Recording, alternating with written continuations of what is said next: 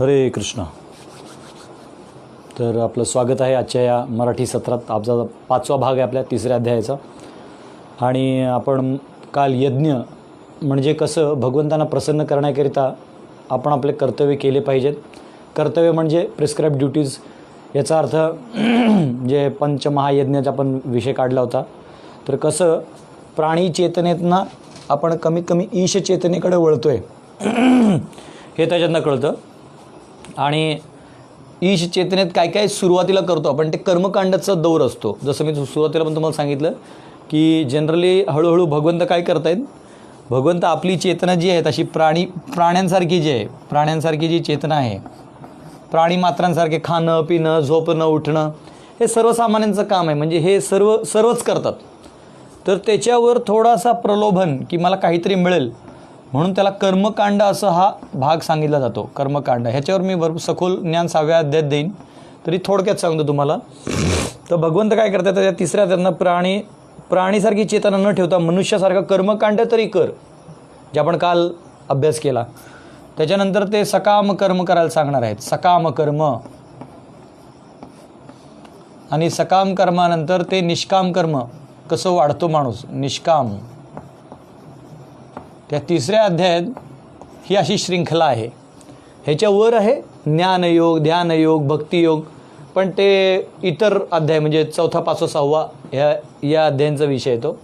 ह्याच्यावर थोडा ज्ञान येतो. या अध्यायातसुद्धा थोडंसं ज्ञान आपण बघणार आहे. कसं आता काय होणार आहे हळूहळू की आधी कर्मकांड हा एवढा भाग होता. आता हळूहळू कर्मकांड कमी होत जाणार आहे. म्हणजे इथनं कर्मकांडाचा जो भाग आहे क्रिया ती कमी होणार आणि ज्ञान आणि सकाम कर्म वाढणार आहे आताच्या या पुढच्या श्लोकांमध्ये. ठीक आहे. तर हे मुद्दामून काढून दिले, कारण आता आपण जेव्हा पुढे जाणार आहे तर आपल्याला कळलं पाहिजे गीताचा फ्लो कसा चालला आहे, तो कुठल्या दिशेला चालला आहे, कसं आपण या स्थितीला होतो आणि या स्थितीपर्यंत आपण काल आलो. आता इथून हळूहळू हे थोडं वर जाणार आहे, ज्ञान वाढणार आहे, क्रिया हळूहळू आंतरिक होत जाणार आहे. ठीक आहे. तर आपण 3ऱ्या अध्यायाचा काल 13व्या श्लोकापर्यंत पोचलो होतो. आज आपण 14वा श्लोक पाहूया.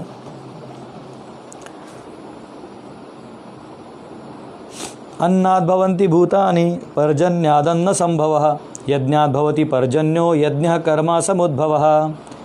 All living bodies subsist on food grains which are produced from rain. Rains are produced by performance of yajna, sacrifice, and yajna is born of prescribed duties.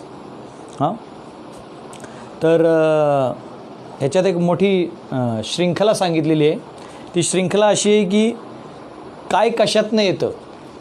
हे जे यज्ञ आपण करतो, आपण जे म्हणतो हे जे पाऊस पडतं मग त्यातनं अन्न येतो, मग डायरेक्ट येतो का, नाही. त्याला एक सायकल आहे जो ह्याच्यात गीतेत भगवंतांनी सांगितलेलं आहे. फार साधं आहे.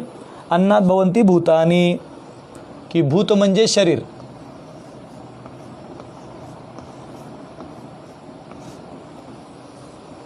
अन्नात भवन्ति भूतानि कशापासून, शरीर कशावर आधारित आहे, अन्नावर. म्हणजे अन्न जर नाही खाल्लं, आहार जर नाही घेतला तर शरीर टिकणार नाही.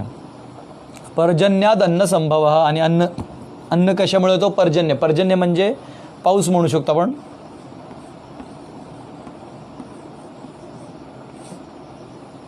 पर्जन्याद अन्न संभव. यज्ञात भवती पर्जन्यो. आणि हा पाऊस कशापासून येतो मी ह्याचं सगळं विश्लेषण सांगणार आहे. यज्ञ. आता हे यज्ञ हे कशापासून येतं, यज्ञ कर्म समुद्भव. आता हा कर्म जो आहे, मी तुम्हाला सांगितलं ना कर्म शब्दाचे वेगवेगळे अर्थ आहेत. हा कर्म जो आहे ते म्हणजे आपले जे नित्य आपण काय म्हणू शकतो त्याला, प्रिस्क्राईब ड्युटीज म्हणतात त्याला, किंवा आपले जे विहित कर्म आहेत प्रिस्क्राईब ड्युटीज म्हणतात.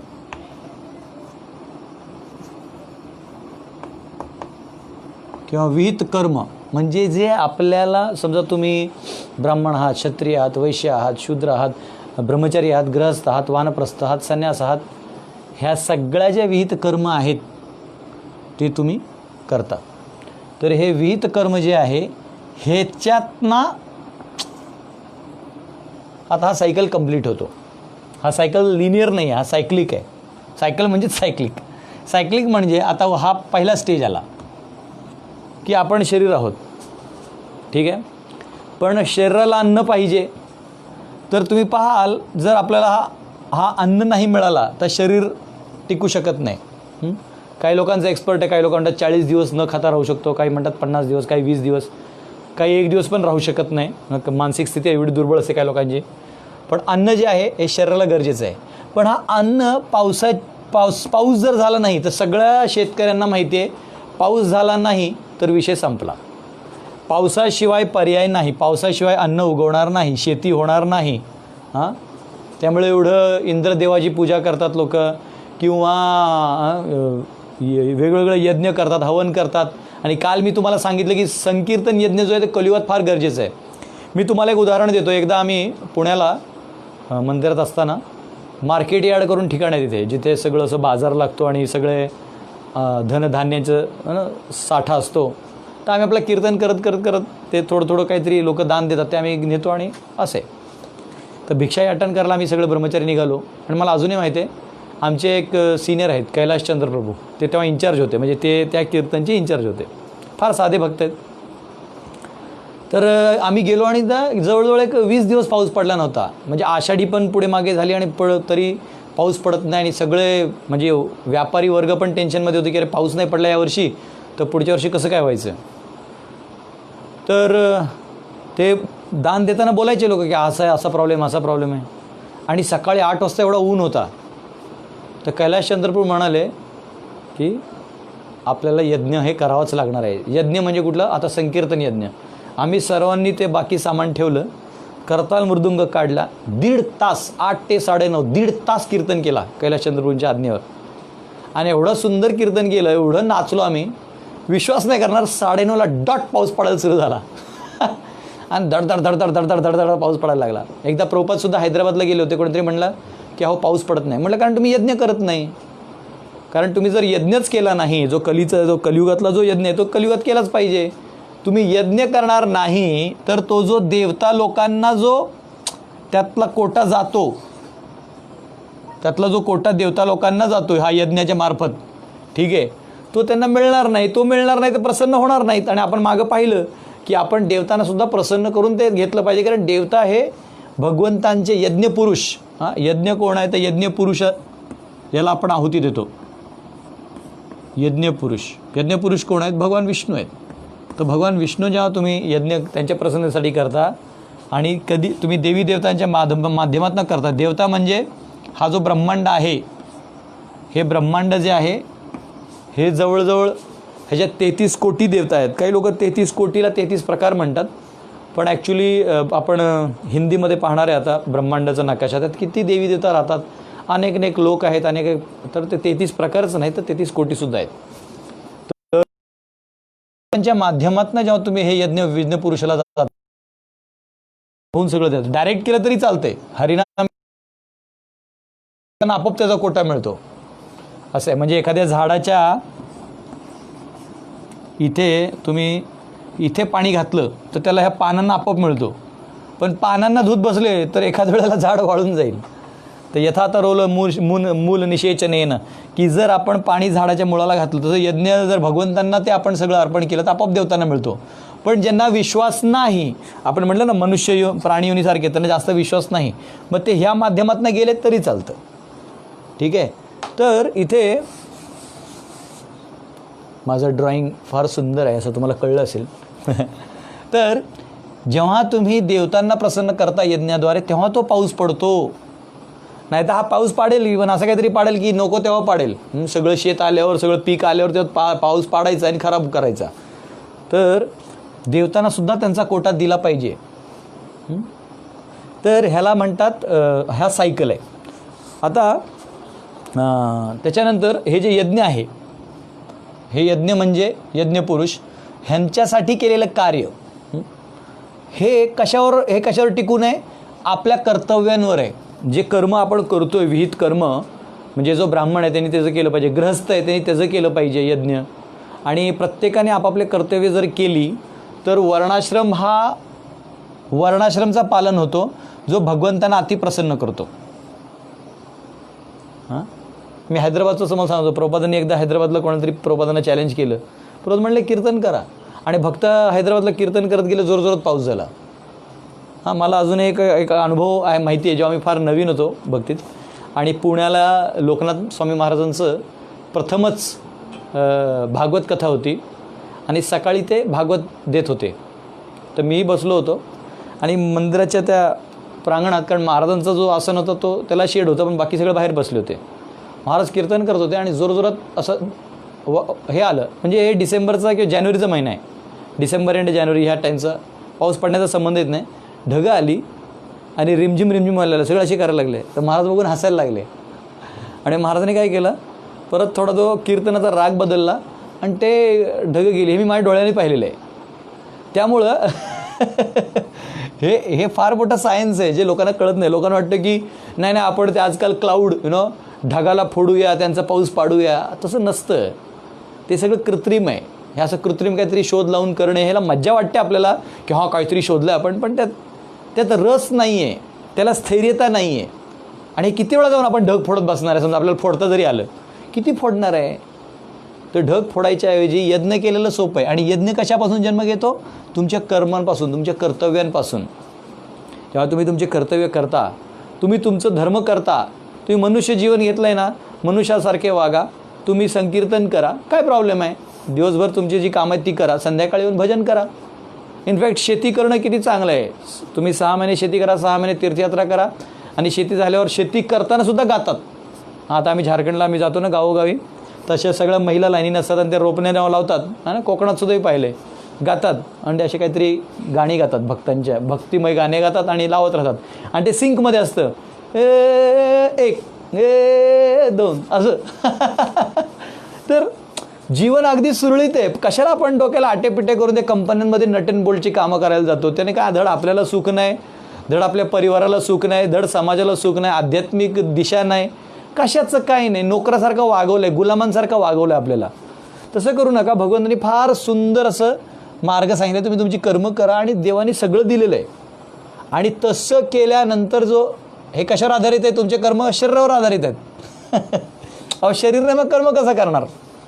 कर्म नाही तर यज्ञ कसं होणार? यज्ञ नाही तर पाऊस कसा होणार? पाऊस नाही तर अन्न कसं होणार? अन्न नाही तर परत शरीर नाही होणार. हे उलटं केलं तर उलटं सायकल होते. तर आजकाल काय झालं आहे, मॉडर्न युगात सगळं उलटं झालं आहे. सायकल अशी उलटी फिरायला लागली आहे, जेव्हा की ती अशी फिरायला पाहिजे. आपण शरीर आहे ना, तर आपण कर्म केलं पाहिजे. हे यज्ञाला बाधक आहेत. यज्ञ केला पाऊस पडणार, पाऊस आला अन्न मिळणार, अन्न मिळाला का शरीर आपोआप तुमचं सदृढ होते. तुमचं काय म्हणतात त्याला, तुमचं अस्तित्व हा सुखासुखी राहतो. तर हा जो सायकल आहे तो भगवंत या श्लोकामध्ये म्हणतायत. आणि याची पुष्टी मनुस्मृतीमध्ये सुद्धा केलेली आहे. आता हा जो श्लोक आहे 3.14, तर मनुस्मृती सुंदर आहे. लोकांनी मनुस्मृतीला असं दाखवलं जसं काय चुकीचं आहे, पण नाही, मनुस्मृती खरंच चांगलं आहे. इनफॅक्ट संविधानात तर एवढ्या नियम आहेत आणि एवढ्या अडचणी आहेत की ते 100 लॉयर जरी उभे राहिले तरी नेमकं कळत नाही काय नियम आहे. असं होतं कधी कधी. पण मनुस्मृती फार स्पष्ट सांगतात. मनुस्मृतीमध्ये तुम्हाला 376, या 376 तर अग्नौ प्रास्ताहुती सम्यक आदित्यम उपतिष्ठते आदित्यात जायते वृष्टी वृष्टेरन्नम ततः प्रजा. त्यात लिहिलं आहे की ऑब्लेशन ऑफ फायर, म्हणजे आपण जे यज्ञात जे आपण यज्ञकुंड असतं, ह्याच्यानं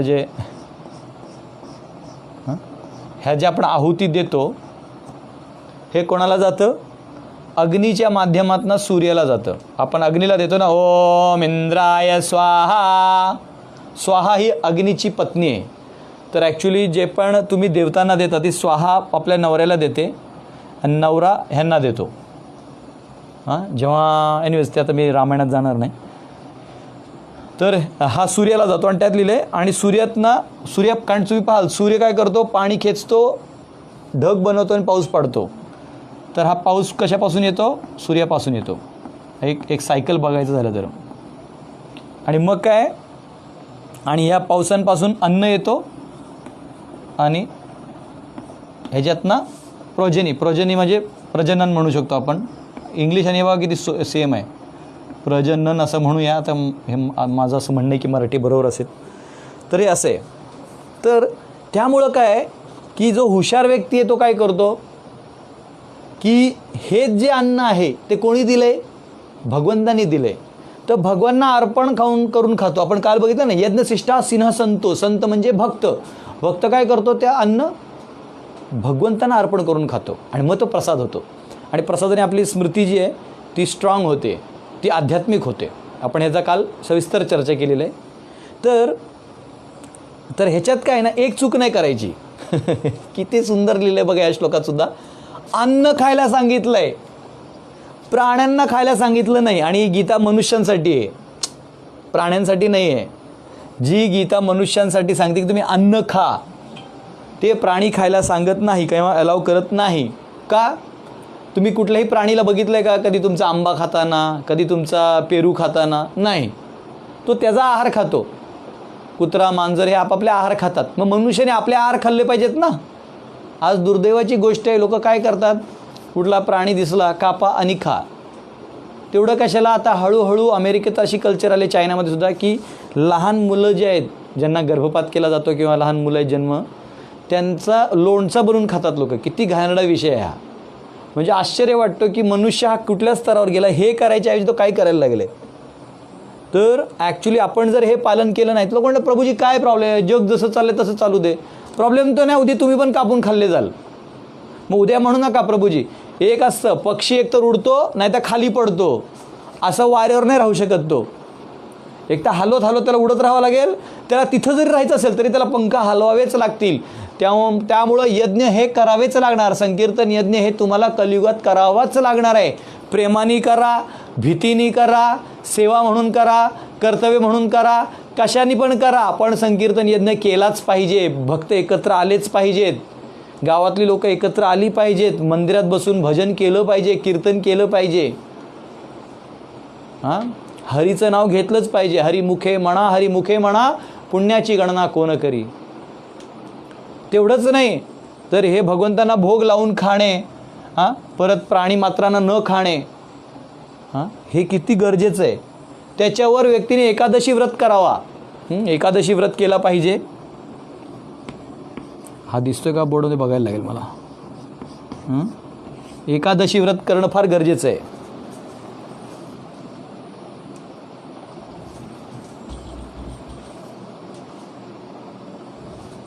ओके, दिसतोय. तर एकादशी व्रत जो आहे हा फार महत्त्वाचा आहे. एकादशी व्रत काय आहे तर तुम्हाला ते तिथी माहितीच आहे. एकादशी 11वा दिवस असतो. वॅक्सिंग वेनिंग चंद्राचं म्हणजे चंद्र जेव्हा 11व्या दिवसाला पोचतो तेव्हा असा आकार येतो बघा, असा आकार येतो, किंवा हा असा आकारसुद्धा असतो. तर हे दोन्ही जे आहेत ते एकादशी धरले जातात, शुक्ल पक्ष कृष्ण पक्ष. तर हे एकादशी जेव्हा येतात ते एकादशी व्रत केलं पाहिजे. आणि त्यात लिहिलेलं आहे एक सुंदर, तुकाराम महाराज म्हणतात बघा काय लिहितात तुकाराम महाराज. ते म्हणतात एकादशीस अन्नपान. आता त्याच्यातसुद्धा हे जे अन्न आहे ना ह्याचा सन्मान कसा आहे. जर तुम्ही एकादशी व्रत केला तर एकादशी दिवशी अन्न खायचं नाही. का खायचं नाही? कारण अन्न खाल्ल्याने ते पाप मानलं जातं एकादशीला. तर काय लिहिलं आहे बघा, एकादशीस अन्नपान जे नर करती भोजन. अन्नपान आणि भोजन करतात एकादशीला. श्वानविष्ठे समान अधमजनते एक. त्यांना कशाशी तुलना केलेली आहे? श्वानचा विष्ठ खाल्ल्यासारखं आहे. म्हणजे हा अन्नसुद्धा जर एकादशीला खाल्ला तर मनुष्याला किती काळजी घेतली पाहिजे. हा अन्न जर एकादशीला खाल्ला तर श्वान म्हणजे कुत्र्याच्या विष्ठा खाल्ल्यासारखं आहे. म्हणजे जर तुम्ही वडापाव आणि मस्त चायनीज किंवा पिझ्झा असं काही खाल्लं तर समजायचं ते विष्ठे समान आहे. तया देही यमदूत. आणि ह्यांना भेटायला कोण येतात? ह्यांना यमदूत येतात. जे एकादशी करतात त्यांना यमदूत भेटायला येत नाही. तर एकादशीला तुम्ही खरं तर एकादशी व्रत कशी आहे, निर्जल केलेली बरी. मी मागच्यापासून टोटलीच सुरू केले दर एकादशी. तर जमत नसेल तर कमीत कमी जल फळ किंवा काय म्हणतात त्याला वरईचं काहीतरी बनवू शकता. असं काहीतरी करून तुम्ही एकादशी व्रत करू शकता. जर जमत नसेल तर बेस्ट आहे निर्जल. तर अन्न सोडून तुम्हाला इथे हे व्रतसुद्धा केलं पाहिजे. नुसतं अन्नच खातोय असं नाही. आणि ते म्हणतायत तया देही यमदूत जाले तयाची अंकित. जो असा करणार नाही तो यमदूत येणार. तुका म्हणे व्रत एकादशी चुकली, जर चुकलास एकादशी व्रत चुकलास तर यमदूत तुझ्या घरी यायला चुकणार नाही, तो येणार. तर हे सुंदर असं एकादशी महात्म्य आहे. तर आपण हे एकादशी पालन केलं पाहिजे. ठीक आहे. तर हे सायकल लिहून घ्या, मी याला पुसणार आहे कारण आपल्याला पुढे अजून काय लिहायचं आहे.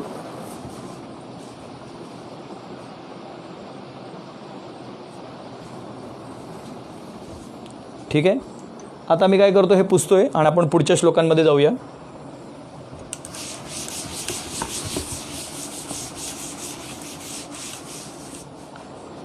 तर हा 14वा श्लोक होता. आता 15व्या श्लोकात जाऊया आपण. 15वा श्लोक आहे कर्म ब्रह्मोद्भवम विद्धी ब्रह्माक्षरम समुद्भवम तस्मात् सर्वगतम ब्रह्म नित्यम यज्ञे प्रतिष्ठितम. आता एक लक्षात ठेवा,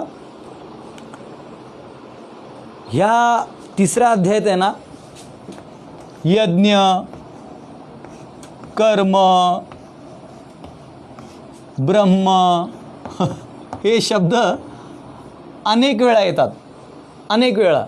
ते कित्येक वेळा विद्वानगणसुद्धा ना फार चुकतात. आणि आमचं सौभाग्य आहे की आम्ही विद्वान नसलो तरी आमच्याकडे आचार्यांची टीका आहे, ज्यांनी कमीत कमी काय लिहिलं आहे ते कळतंय तरी. आणि इट मेक्स सेन्स, ते कळतं आणि आपल्याला कळतं हां हेच असलं पाहिजे, नाही ते हे कसं काय लिहिलं आहे. सुंदर. तेवढं आपलं सौभाग्य आहे की आचार्यांची टीका आज अवेलेबल, आता इंग्लिशमध्ये मराठीतसुद्धा अवेलेबल आहे. प्रभुपादांचे एवढे सुंदर असे तात्पर्य दिलेले आहेत आणि आपल्या घरी भक्तांनी पोहोचवलेलं आहे. आमच्या हरेकृष्ण भक्तांनी आयुष्यात काही केलं नसेल तर प्रत्येकाने 1000 गीता तरी वितरण केले असेल, हे माझं चॅलेंज आहे. आमचा भक्त झोपूच शकत नाही, तो जाणारच जाणार. हरेकृष्ण भक्त म्हणजे भगवद्गीता जशी आहे तशी घ्या आहे ना. कुठेही देणार, कोणालाही देणार, एअरपोर्टवर देणार, झोपडीत देणार, महलात देणार. हरेकृष्ण भक्तांना एवढा फेथ आहे गीतावर. प्रभुपाद म्हणाले कोणी याला हात जरी लावला तर मनुष्य योनी कन्फर्म आहे, एवढं पॉवरफुल आहे. तर या श्लोकामध्ये आता यज्ञ जो आहे तो क्लिअर आहे. यज्ञ म्हणजे काय? यज्ञ म्हणजे इथं 2 आहेत. यज्ञ पुरुष म्हणजे विष्णू, आणि यज्ञ म्हणजे हा पहिला आहे. आणि यज्ञ म्हणजे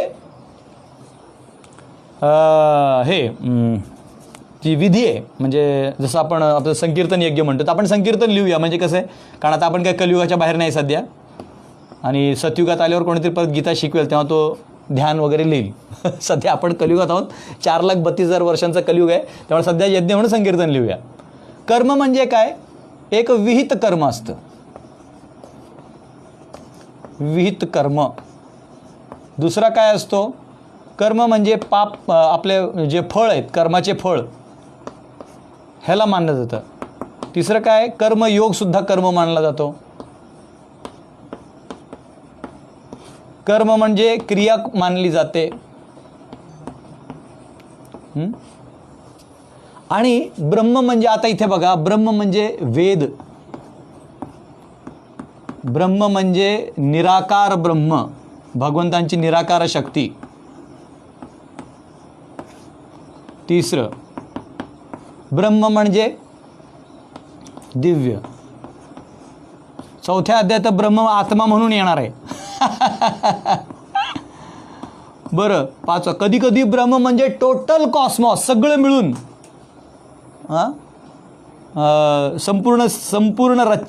संपूर्ण शक्ती भगवंतांची, असं पण म्हणूया. संपूर्ण शक्तीचा समूह, याला सुद्धा ब्रह्म म्हणला जातो. तर हे मी का लिहून दिले तुम्हाला? कारण आपण जेव्हा गीता वाचतो तेव्हा आपल्याला कळलं पाहिजे की काय लिहिलं आणि कुठे लिहिले. आता हा श्लोक पुन्हा वाचतो, मग आता तुमच्या लक्षात येईल. कर्म ब्रह्मोद्भवम विद्धी, कर्म ब्रह्मोद्भवम विद्धी, की कर्माचं हे कुठून आलेलं आहे? उद्भव केलं पाहिजे, कुठेतरी लिहिलेलं पाहिजे ना. कर्म ब्रह्मोद्भवम विद्धी, ही विधी कुठे दिलेली आहे? वेदांमध्ये दिलेली आहे. हा विषय नाही आहे तिथे. ह्याच्यावर आचार्य टीका करतात, का नाही आहे, पण आपण त्याच्यात जाणार नाही, कारण तेवढं फारसा हुशार मी पण नाही आहे आणि मला फुल कन्फर्म आहे की तुम्ही पण तेवढे नसाल. कारण आजकाल कोणी गीता वाचतच नाही. तर कर्म ब्रह्मोद्भवम विद्धी, वेदांपासून कर्म येतो.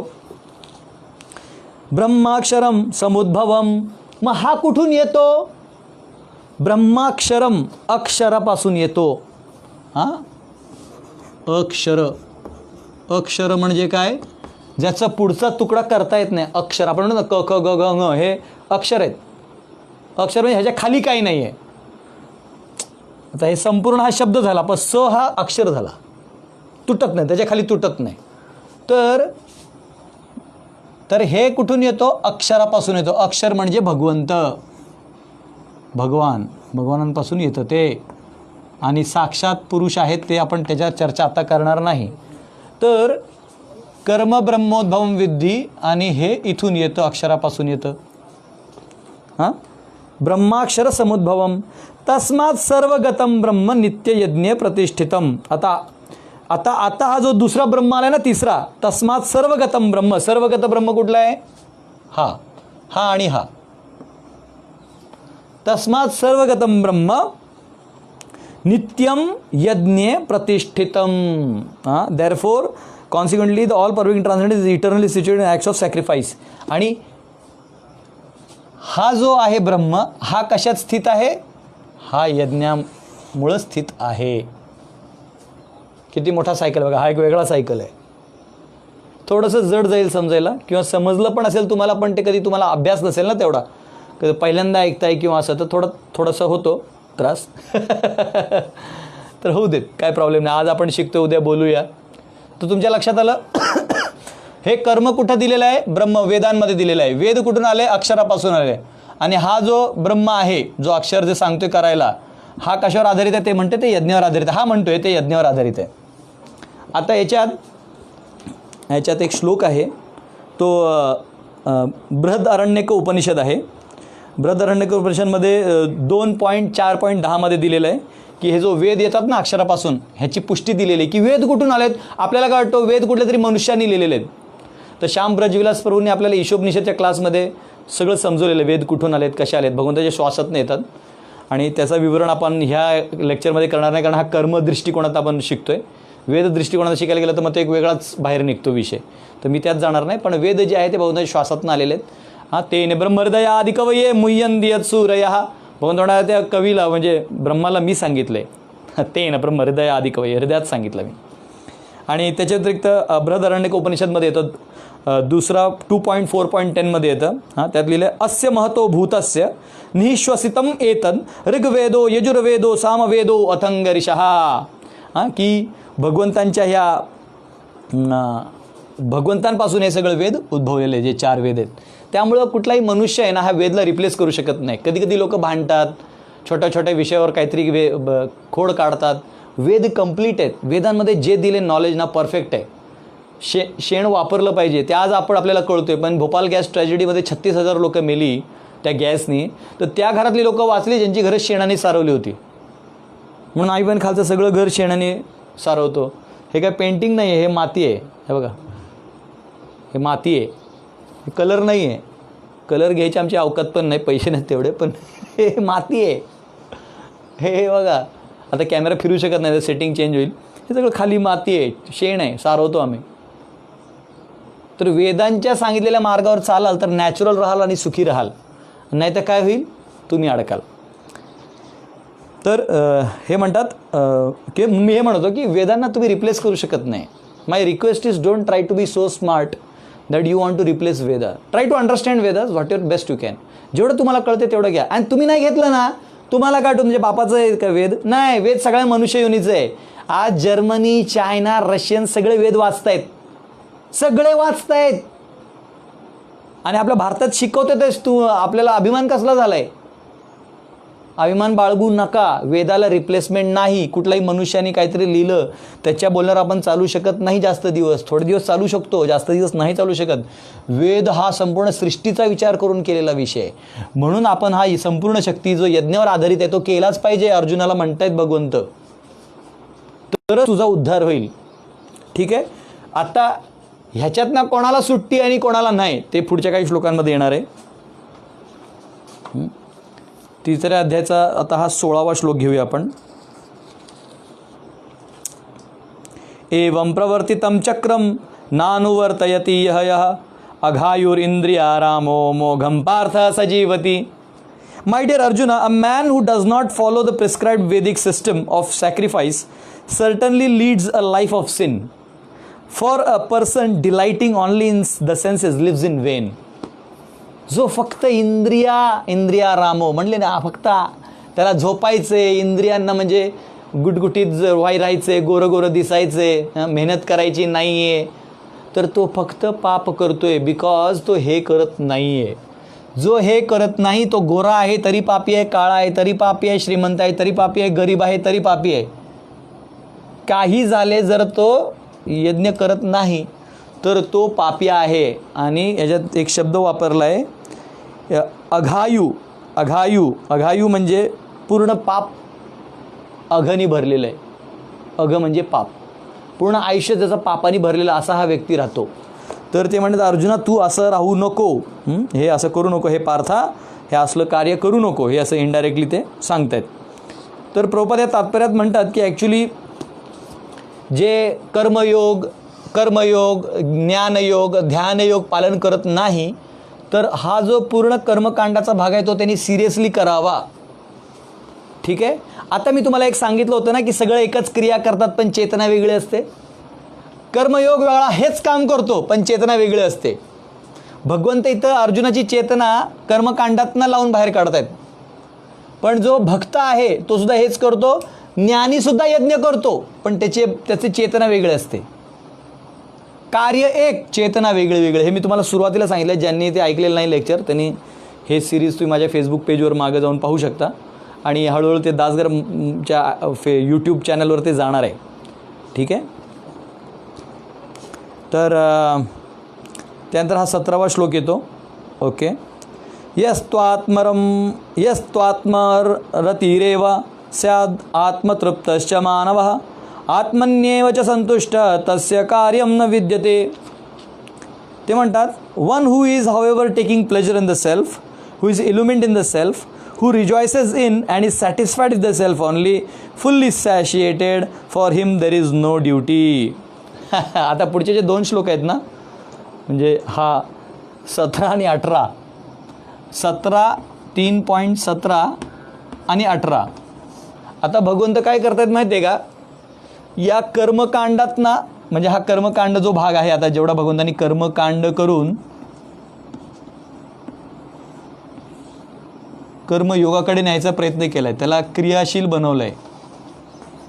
तर काय केलं भगवंतांनी, आता आपण कसं करतो, दुधाचं दही बनवायचं असेल तर थोडंसं त्या दुधात आपण रात्री हे टाकतो, दही टाकतो, मग तो संपूर्ण दही होतो. तर भगवंत काय करतात, 17 आणि 18 या ज्ञानाच्या गोष्टी याच्यात भर टाकणार आहेत. हा जो ज्ञानाचा थोडा थेंब आहे ना, आता कसं होणार आहे तिसरा जो अध्याय आहे ना याच्यात ज्ञानाचे 1-2 श्लोक आहेत, बाकी कर्म क्रिया आहेत. हळूहळू काय करणार आहे, 4थ्या अध्यायात ज्ञान अर्धा, कर्म अर्धा, 5व्यात ज्ञान जास्त, कर्म थोडा, आणि 6व्यात फक्त ध्यान. ज्ञान आणि कर्म बाजूला, ध्यान मार्गाची विधी त्यात सांगणार आहेत, आणि शेवटी भक्ताबद्दल सांगणार आहेत. आणि ते शेवटी भक्ताचं सांगितलं की 7 ते 12 फक्त भक्त अध्याय. तर एनिवेज, तर हे लक्षात ठेवा. आता हे ज्ञानाचं टिंज याच्यात टाकतात, म्हणजे आपण खीरमध्ये साखर टाकतो की थोडंसं, आता हळूहळू भगवंत त्यात गोडवा आणतायत. कारण हे किती जड आहे, सोपं नाही आहे करणं. हां, कधी कधी कर्मकांड केलेला माणूस की फार घमंडी होतो, असा तर इगोइस्टिक वाटतो. तर ह्याच्यात काय सांगितलेलं आहे की इंग्लिशमध्ये आपण, मराठीत मी वाचून सांगतो तुम्हाला. One who is however taking pleasure in the self. आता मी हे थोडं पुसतो, ठीक आहे. हे असंही बोलता येईल की ॲक्च्युली काय नाही पुसायची गरज, मी लिहिणार नाही जास्त. की जो स्वतःमध्ये, आपले संस्कृत शब्द वापरतो, यस्तु आत्मा रतिर एव स्याद, जो स्वतःमध्ये रमतो. आता स्वतः कोण आहे, आपण हे शरीर आहे का, नाही, आपण आहोत आत्मा. आपण आत्मा आहोत आणि आत्माचे 8 गुण आहेत. हां, आणि हे गुण काय आहेत की आत्मा कधी मरत नाही, आत्मा कधी त्याचं गुण बदलत नाही, आत्मा जो आहे ते कधी म्हणजे ट्रान्सफॉर्मेशन होत नाही. हे असे गुण आहेत 8. ते आपण म्हणजे कधीतरी दुसऱ्या अध्यायात ऑलरेडी चर्चा केलेली आहे. ज्यांनी बघितलं ते दासगर मराठी म्हणून त्यात जाऊन मराठीत बघू शकता. तर हे आत्मा जो आहे हा 8 यांनी हे 8 जे गुण आहेत, तर ज्याला हे कळतं की मी हे शरीर नाही आहे, हे जे काय करतो मी शरीरासाठी करतो, मी आत्मा आहे, मग या स्तरावर आल्यावर भगवंत म्हणतात मग त्याला हे सगळं करायची गरज नाही आहे. म्हणजे कर्मकांडाच्या दृष्टिकोनातनं त्याला हेच करायची गरज आहे, पण या दृष्टिकोनातनं की मी आत्मा आहे, माझा यज्ञाशी या संपूर्ण शक्तीशी माझा संबंध आहे, माझा याच्याशी संबंध असल्यामुळे मग मी हे कार्य प्रेमाने करीन. आता हेच कार्य कशामुळे करायला लागेल? प्रेमाने. कर्मकांडामध्ये भय आहे, भय थोडंसं भयाने व्यक्ती करतो, अरे मला माझ्या पोराला काय झालं तर मग त्याच्याशी मी हे करतो. तरी म्हणतात की however taking pleasure in the self who is illumined in the self. त्यानंतर ते म्हणतात दुसरा शब्द आहे आत्मा तृप्तश्च मानवः, आणि तो स्वतःमध्येच तृप्त आहे, आता त्याला त्रास नाही. आत्मनी एवच संतुष्ट, आणि आत्मधीच संतुष्ट, आत्म्यातच संतुष्ट आहे. तस्य कार्यम न विद्यते, अशा व्यक्तीला कुठला कार्य नाही. आता हे कार्य कुठं आलं? हे बघा, हे आता तो कर्म कुठला शब्द वापरतोय? कार्य. लक्षात आलं की बघा, या श्लोकमध्ये शब्द काय? तस्यम कार्य न विद्यते. आता हे कार्य इथं हा आला भाग.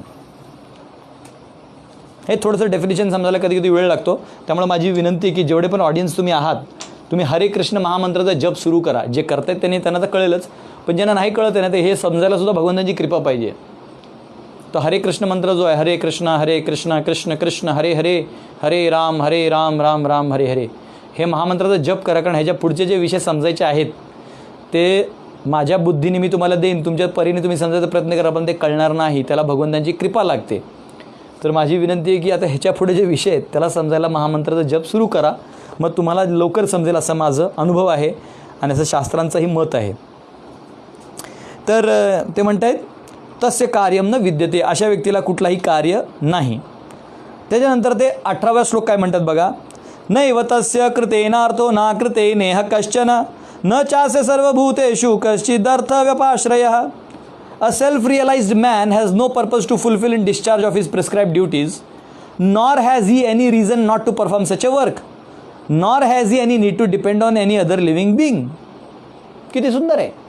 ते म्हणतात जो असा व्यक्ती एकदा साक्षात्कारी झाला, हे आपण का करतोय? कारण तो साक्षात्कारी नाही आहे, म्हणून कर्मकांड वगैरे करतोय, पण त्याला साक्षात्कार झाला तर हेच कार्य ज्ञानात करेल. तर ते काय म्हणतायत की असा जो व्यक्ती आहे त्याला कुठलाही म्हणजे मग ह्याच्यात जर तो टोटली गेला, मग हे जे क्रिया वगैरे जे कर्तव्य आहेत हे करायची गरजच नाही. कृष्ण भक्ती केले सर्व कर्मकृत होय. त्यामुळे कधी कधी लोक म्हणतात, प्रभूजी तुम्ही ब्रह्मचारी झालात, मग आईवडिलांचं काय? हो, जे अमेरिकेत गेले ते आईवडिलांना सांभाळतात ना, म्हातारपणे सोडून गेले ते ओल्ड एज होमला. लग्न करून नवरा बायको दोघंही कमवतात, पोरगा असतो बेबी सिटिंगला, आणि तुम्ही आम्हाला कर्तव्य शिकवा. तर त्यांचं कसं असतं, आम्ही अडकलोय, तू कसा काय निसटलास? ॲक्च्युली आतून त्यांना असं सांगायचं असतं, पण काय आता असं बोलत नाहीत लोक, आणि आम्ही पण तेवढं कोणाला वाईट वाटू देत नाही. तर पॉईंट काय, जेव्हा व्यक्ती भगवंत म्हणतात कृष्ण भक्ती केले सर्व कर्मकृत होय, जेव्हा तुम्ही त्या आत्म्याच्या स्थितीला प्राप्त करायला कार्य करता, कार्यरत असता, तर मग ह्या सगळ्यांचं तुम्हाला कुठलाही लोड किंवा पाप लागत नाही. त्यामुळं भक्तांना कधी खरं भक्ती केली पाहिजे, ह्याच्यात ढोंग नाही केलं पाहिजे, मी हे करतोय आणि हे नाही केलं, मग ते मिथ्याचारी नाही व्हायचं. म्हणून भक्तसुद्धा काय करतात की या स्थितीला असूनसुद्धा ह्या काही क्रिया करतात, घरातलं सगळं करतात, तर्पण करतात, सगळं करतात. का? तर आपण एक आदर्श स्थापन करतोय. ते येणार आहे पुढच्या काही श्लोकांमध्ये. म्हणजे ही स्थिती सांगितली भगवंतांनी, ही स्थिती सांगितली, या स्थितीत सुद्धा हे का करावं ते सुद्धा सांगितलंय.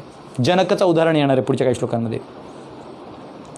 तर हे म्हणतात की there is no performance such work nor does it depend on any other living being. त्याला दुसऱ्यांवर काय आधारित राहायची गरज नाही आहे, म्हणजे देवतांवर इत्यादींवर आधारित राहायची गरज नाही आहे. 19वा श्लोक पाहूया. तस्माद असक्तः सततं कार्यं कर्म समाचर असक्तो ह्यचरन् कर्म परम आपनोति पुरुषः. Therefore, without being attached to fruits of activities, one should act as a matter of duty, for by working without attachment, one attains supreme. त्यामुळे अर्जुना, मला माहिती आहे मी हे आहे, तो त्या येणाऱ्या फळांपासून, बघा आता कर्म म्हणजे काय, इथे कर्म म्हणजे कर्मफळ. बघा लक्षात आलं. हे जर मी लिहिलं नसतं तर मला वाटते तुम्हाला कळणारच नाही की कधी कर्माला फळ म्हणले, कधी म्हणले काय कळना झालंय. असं कसं लिहिलंय स्वामीजींनी, मग ते लगेच चालू. काय गरज नाही, स्वामीजी बरोबर हुशार आहेत, तुम्ही आपला वाचून घ्या म्हणजे झालं. हां, कर्मफळ. आता इथे कर्मफळाची गोष्ट चालली आहे. ते काय म्हणतायत, हां, की आपल्या कर्मफळांपासून लांब राहिलं पाहिजे. Without being attach to fruits of activities one should act as a matter of duty. म्हणजे आता अजूनही ते काय शुद्ध भक्तीचं बोलत नाही आहेत. ते म्हणतात आता हेच करायचंय, पण भयपासून कर्तव्याला जायचे आहे. इच्छा आणि प्रेम. तर आता हे भयापासून झालं कर्मकांड, कर्मयोग झाला कर्तव्यापासून, ज्ञान झाला इच्छेपासून, आणि प्रेम झाला भक्ती. हे सगळं डायग्राम बनवलेलं एक मोठा वैश्विक डायग्राम होईल, पण सध्या एवढं समजून घ्या. तर हे 19वा श्लोक आहे. त्यामुळं अशा माणसाला त्रास नाही, जो ज्याला आसक्तीच नाही त्याला त्रास कसला. आता 20 पासून ते पुढे जे आपण श्लोक बघणार आहे ते ॲक्च्युली आदर्श स्थापन कसं केलं पाहिजे, कसं आपल्या ह्या कार्यातनं आपण हे आपल्याला ज्ञान झालं तर कधी कधी आपण क्रिया सोडू शकतो, तरी तो व्यक्ती क्रिया करतो का, तर समाजात आदर्श राहिला पाहिजे. त्याच्याविषयी भगवंत 20 पासून नंतर सांगणार आहेत. जे आपण उद्या श्याम ब्रजविलास प्रभू ईशोपनिषद घेणार आहेत. उद्या, परवा आणि 13 म्हणजे 24, 25, 26 तारखेपर्यंत ईशोपनिषद घेतील. आणि त्यानंतर मी परत 3 दिवस आपला पुढचा जो गीता थर्ड चॅप्टर आहे ते पुढच्या 3 दिवसात आपण संपूर्ण अध्याय संपवणार आहे. ठीक आहे. तर कोणाचे काही प्रश्न असतील तर आपण कमेंट करू शकता आणि प्रश्न विचारू शकता. आजच्या सत्रात तरी आपण एवढं शिकलो आणि हेच आपल्या सध्या तरी पोहोचलो आपण एवढ्यापर्यंत. ठीक आहे. फार फार धन्यवाद. हरे कृष्णा. श्रील प्रभुपाद की जय.